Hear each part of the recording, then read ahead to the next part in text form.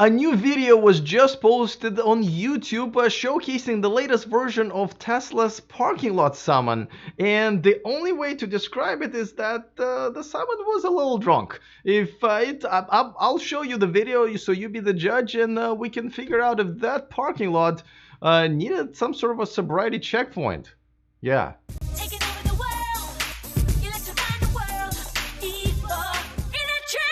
Welcome to E4 Electric, your number one source of unbiased electric car news. If this is your first time here, go ahead and click on that subscribe button down there so you don't miss anything moving forward. All right, so I gotta tell you, when I saw the videos that here's a little collage of them from a couple months ago of this enhanced parking lot summon, right? When the car without a driver comes out of the parking spot, goes around the parking lot and meets you in front of the wherever your store, your apartment complex.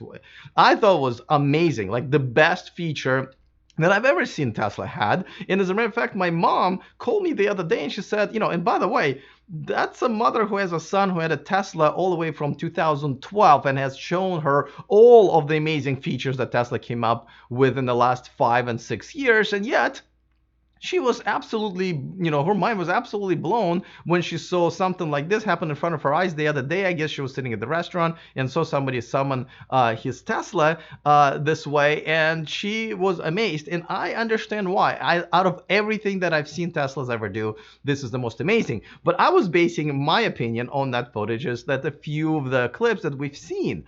That's why I was a little bit surprised when Elon tweeted out a couple of days ago about the newer version of this feature, saying it finally almost doesn't suck.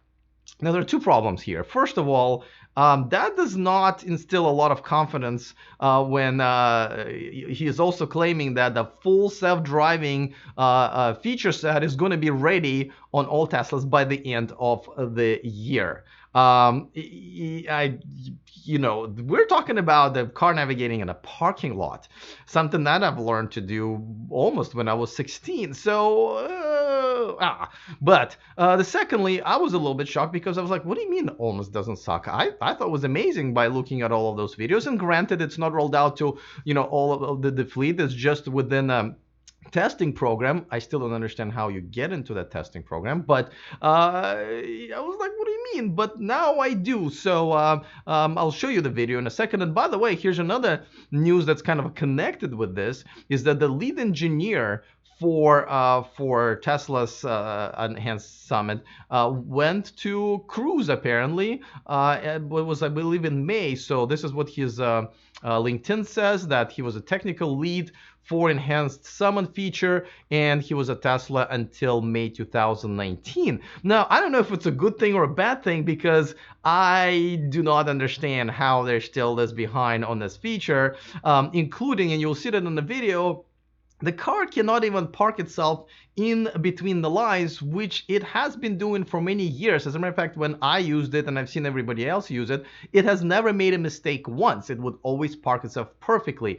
Parallel parking, in between lines parking, front, back, but yet they have not figured out how to put that feature into the enhanced summit. So, all right. Let's look at the video. Of course, before that, a quick reminder that this video and this channel is sponsored by Byton. Check out the all-electric M-Byte coming to the US and America at the end of the and Europe at the end of the next year. Look how fast and easy it is to reserve yours. It's fast because there is no payment section. That's right. It's $0 to reserve yours. It takes, like, I don't know, 30 seconds of your time. So go to the description of this video to reserve your Byton today. All right, so let's look at this video. This was posted on a channel called All Electric. So thank you to them for doing this video. I guess they had an access to a Model 3 with the latest test software. And it's just good to see a channel with the name Electric and not Tesla in the name of it. I have fixed that problem a while back, so kudos to them. So here's the video. Now, the complaint a lot of times was that it was very slow before that. But as you can see here, the car comes out pretty fast. Just like I would even say a human would be behind the wheel. And it actually, turns the wheels and goes forward also pretty fast. But that's where the good stuff ends. As you can see, it starts driving pretty much right away on the wrong side of the road. And now it comes to the point where the pavement, it almost runs into the tree, as you can see, and then realizes, oops, I'm running in the tree. I'm gonna back up a little bit. And then as you can see, maybe what the problem is the texture of the road changes. But if you're using not just cameras, but the radars, you shouldn't care, right? All right, so it continues driving once again on the wrong side of the road. So it's almost like, I don't know if it's a British version of the software, it has it installed there, but it's just and boom, it almost runs into that parked car, and now it's going to park itself on the right side, I guess, where they put the pin in, but it doesn't really realize that it's, oh, maybe it realizes it doesn't care, that it's an actual parking spot, and it kind of parks, the way I see people here in Sacramento park, across the lines. Now we're going back. It once again backs up pretty quick. I gotta tell you, like that has been definitely improved. Now it is going back, and you would think that might make the same mistakes, but it doesn't. As you can see, all of a sudden it runs into the shadow and stops. It runs into the shadow, it stops, and now it's gonna back up and then kind of still move forward. So I wonder, like, did it start seeing something different? Like while all of a sudden go through the shadow. It still is very much afraid of the shadow. But again, it almost appears like it's just looking at the camera processing and not just the radar. Now it's making once again a very wide turn, almost runs to that other Tesla that actually belongs to the host of the channel, and just abandons the car right in front of it. Again, this is probably because the pin was posted at the parking spot. It thought it was, it's close enough. And then they just decided that, all right, I'm just going to go ahead and leave the car there. So that's what it did. Okay. Obviously, if this was the driver was behind the wheel, I think we would have assumed that that person was drunk or never drove a car before. My impression of this is that